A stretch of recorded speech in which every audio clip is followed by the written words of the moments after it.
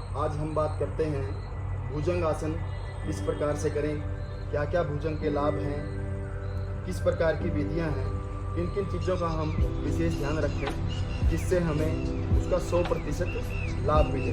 आइए सबसे पहले करते हैं विधि किस प्रकार से। सबसे पहले तो आप अपने वस्त्रों का ध्यान रखें, वो आपके ढीले ढाले हों, उसके साथ वातावरण ठीक ठाक हो, जहाँ पर भी आप बैठें धूल और धुएं से वो रहित हो।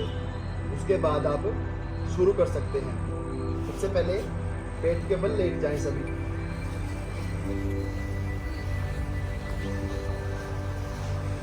दोनों हाथ अपनी ठोडी के नीचे रखें और गहरा श्वास भरें। गहरा श्वास भर के छोड़ दें। उसके बाद दोनों हाथ अपने कंधों के नीचे रखें। श्वास भरते हुए ऊपर उठें। अपनी नाभि तक उठ सकते हैं आप, उससे ज़्यादा ना उठें। थोड़ी देर रुकने का प्रयास करें, लगभग 10 सेकंड से लेके 25 सेकंड तक। श्वास छोड़ते हुए वापस आ जाएं। धीरे धीरे वापस आएं। नीचे आके लंबा श्वास भरें, छोड़ दें। उसके बाद फिर श्वास भरते हुए ऊपर जाएं।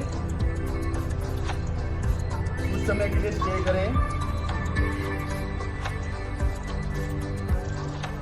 सांस छोड़ते हुए वापस आ जाएं।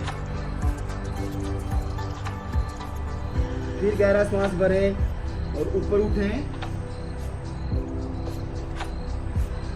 जितनी देर आप ऊपर उठे रहें उतनी ही देर श्वास छोड़ते हुए नीचे आएंगे धीरे धीरे और वापस अपनी स्थिति में आ जाएं। इसके बाद करेंगे हम तिर्यक भुजंगासन। उसके भी लाभ भुजंग के जैसे ही हैं, उससे ज़्यादा ही है कुछ ना कुछ। इसमें भी पीठ के दर्द पे विशेष, तिर्यक भुजंग में विशेष रूप से कमर पे असर करता है और उसके लाभ भी बहुत ही चौंकाने वाले मिलते हैं। अगर हम लगातार उसको करते हैं, लगभग 6 से 7 दिन में परिणाम मिलना शुरू हो जाता है। इस प्रकार से उसको करें।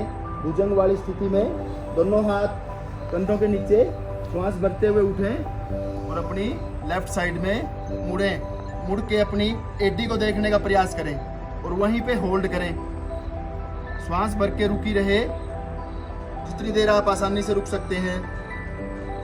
फिर श्वास को छोड़ते हुए वापस आएं और फिर नीचे आ जाएं।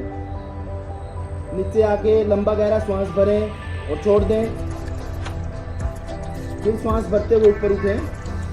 फिर अपनी राइट साइड में एडी को देखें, थोड़ी देर होल्ड करें, फिर वापस आएं, गर्दन को सीधा करें, सांस छोड़ते हुए वापस आ जाएं। नीचे आके लंबी श्वास भरें, कुछ देर के लिए विश्राम करें। उसके बाद श्वास भरते हुए उठें।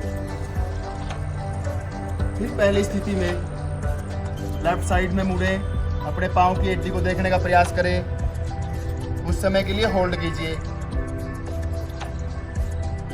फिर श्वास छोड़ते हुए वापिस नीचे आ जाएं। लंबा गहरा श्वास भरें, श्वास भरते हुए ऊपर उठें। फिर राइट साइड में इस बात का विशेष ध्यान रहे कि हमें अपनी नाभि तक उठना है। वापिस आएं, श्वास भरते हुए नीचे आ जाएं। तो इस प्रकार हम तिर्यक भुजंग आसन कर सकते हैं।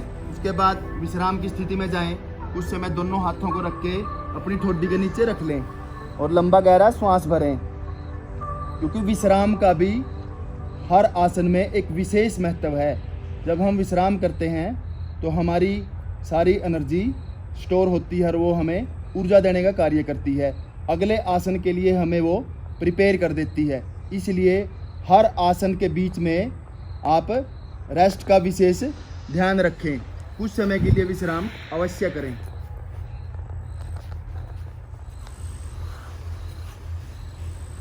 अपनी जगह पे बैठें, कमर सीधी, गर्दन सीधी। जब भी आप बैठें, जहाँ भी बैठें, इस बात का विशेष ध्यान रखें।